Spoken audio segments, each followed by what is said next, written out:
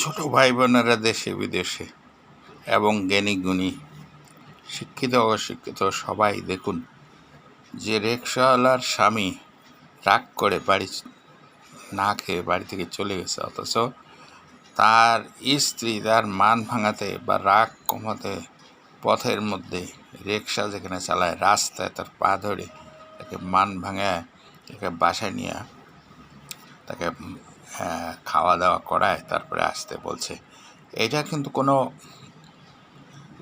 সাধারণ মানুষ যেমন রিকশাওয়ালা, ভ্যান গাড়িওয়ালা, তারপর দিনমজুর, এদের ভিতরে বেড়েছে। সাধারণভাবে শিক্ষিত এবং সমাজের মধ্যে বিত্তশালীরা এরা কখনো করে না।